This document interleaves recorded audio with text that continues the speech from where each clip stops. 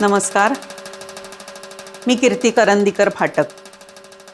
रंगोत्सव आपल्यासमोर सादर करतोय केशवायन अर्थात पावनखिंडीचा पोवाडा. पावनखिंडीचा पोवाडा हा आमचे आजोबा प्रबोधनकार ठाकरे म्हणजे माझ्या आईचे श्रीमती संजीवनी करंदीकर तिचे वडील, थोर समाजसुधारक, उत्तम लेखक, नाटककार, कवी, वादक, चित्रकार, अभिनेते, काय काय म्हणून त्यांचं वर्णन करू असे प्रबोधनकार ठाकरे यांच्या सिद्धहस्त लेखणीतून साकार झालेला पावनखिंडीचा पोवाडा. मी रंगोत्सव प्रस्तुत हा पोवाडा जेव्हा आपल्यापर्यंत सादर करणार आहे, आपल्यासमोर सादर करणार आहे, तेव्हा मला अतिशय मनापासून अशी खात्री आहे की हा पोवाडा तुमच्या मनात कायमचं घर करेल. हा पावनखिंडीचा पोवाडा जेव्हा मी लोकांपर्यंत आणायचं ठरवलं तेव्हा सगळ्यात पहिलं नाव माझ्या मनात आलं ते म्हणजे माझा अगदी जवळचा मित्र आणि सुप्रसिद्ध संगीतकार, तबलावादक केदार पंडित ह्याचं नाव. मला माहिती होतं हा पोवाडा स्वरात बांधायचा असेल तर त्याला त्याच ताकदीचा आणि प्रतिभेचा कोणीतरी संगीतकार हवाय. मी लगेच केदारला हे सांगितलं की केदार, आपल्याला माझ्या आजोबांनी लिहिलेला हा पोवाडा नृत्य नाटिकेच्या स्वरूपात लोकांसमोर आणायचा आहे. ही संकल्पना मला सुचली तेव्हा मी मनात आधी विचार केला होता की हे मी करणार आहे, पण त्याच्यासाठी मला परवानगी लागणार आहे. कोणाची काय विचारताय? प्रबोधनकारांचे ज्येष्ठ सुपुत्र माननीय हिंदू हृदय सम्राट शिवसेना प्रमुख बाळासाहेब ठाकरे यांची परवानगी, अर्थात ते माझे मामा.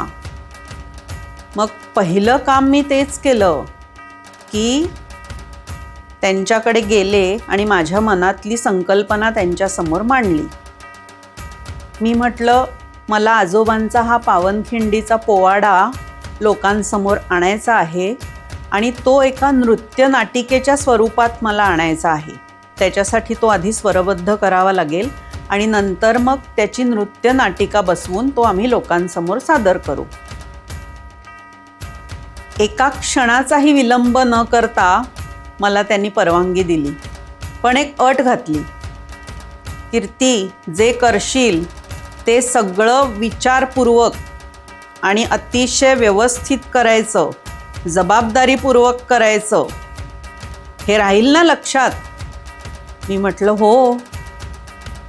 आणि त्या क्षणापासून आम्ही जी जोमाने कामाला सुरुवात केली, कारण आमच्या पाठीवर अशा व्यक्तीचा हात पडला होता की ज्यांनी आम्हाला सांगितलं, जे कराल ते उत्तम करा, मी तुमच्या पाठीशी आहे. ह्या एका वाक्यानेच आम्हाला खूप हुरूप मिळाला आणि मी आणि केदार आम्ही कामाला लागलो. केदारनी अक्षरशः 2 दिवसात एका बैठकीत त्या संपूर्ण पोवाड्याला चाल लावली.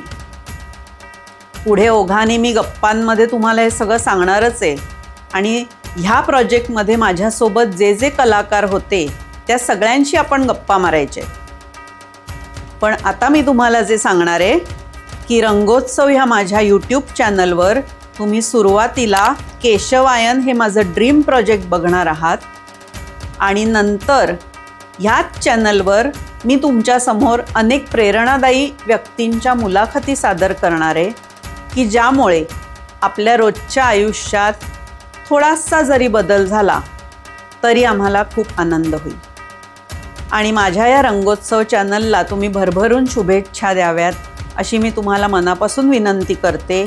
तुम्ही या चॅनलला सबस्क्राईब करा आणि नक्की मला सांगा की माझं ड्रीम प्रोजेक्ट बघताना तुम्हाला काय वाटलं. चला तर मग रंगोत्सवच्या या प्रवासात आपण आता पहिल्यांदा सुप्रसिद्ध संगीतकार आणि तबलावादक आणि केशवायनचे संगीतकार केदार पंडित यांच्याशी गप्पा मारूया. चला तर मग.